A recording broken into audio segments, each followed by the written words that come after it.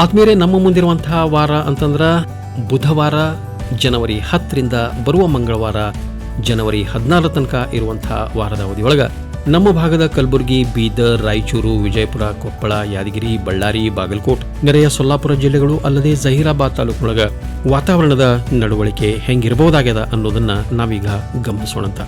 ಈಗಾಗಲೇ ತಮಗ ನಾನು ಸೂಚನೆ ಕೊಟ್ಟು ಬಿಟ್ಟಿದ್ದೇನೆ ಯಾವ ರೀತಿ ಮುಂದಿನ ವಾರ ಇರಬಹುದು ಅಂಥೇಳಿ. ಬರುವ ವಾರ ಬಹಳ ಪ್ರಸನ್ನದಾಯಕವಾದಂತಹ ಬಿಸಿಲಿನ ವಾತಾವರಣ ಇರುತ್ತದೆ. ಸಂಪೂರ್ಣವಾಗಿ ಒಣ ವಾತಾವರಣ ಇರುವುದನ್ನು ನಾವು ನೋಡ್ತಾ ಇದ್ದೀವಿ.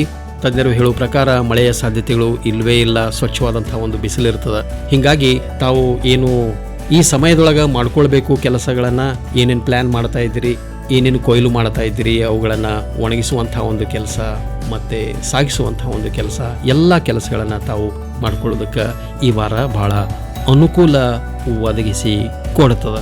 ಮಳೆಯ ಸಾಧ್ಯತೆಗಳಂತೂ ಇಲ್ಲವೇ ಇಲ್ಲ, ಕೇವಲ 5% 10% ಅನ್ನುವಂಥ ಒಂದು ವಿಚಾರವನ್ನು ಗಮನಿಸಬೇಕು.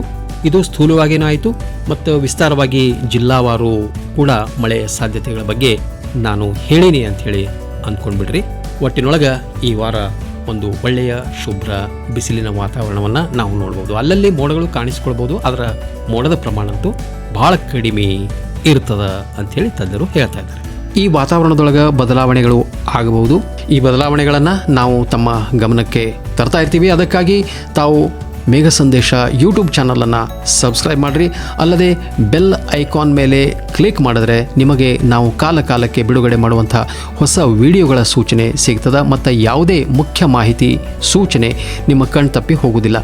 ನಿಮ್ಮ ಮಿತ್ರರು, ಬಂಧು ಬಳಗದವರಿಗೆ ಮೇಘ ಸಂದೇಶ ಯೂಟ್ಯೂಬ್ ಚಾನಲನ್ನು ಸಬ್ಸ್ಕ್ರೈಬ್ ಮಾಡೋದಕ್ಕೆ ತಿಳಿಸಿ ಹೇಳ್ರಿ. ಇಷ್ಟು ವಿಚಾರ ಮಾಹಿತಿಯ ಜೊತೆಗೆ ಈ ವಿಡಿಯೋಕ್ಕೆ ವಿರಾಮ ಹೇಳ್ತಾ ಇದ್ದೀವಿ. ಮುಂದಿನ ವಿಡಿಯೋದೊಳಗೆ ಹೊಸ ಬೆಳವಣಿಗೆಗಳ ಜೊತೆಗೆ ಭೇಟಿಯಾಗೋಣ. ಅಲ್ಲಿ ತನಕ ತಮಗೆಲ್ಲ ನಮಸ್ಕಾರಗಳು.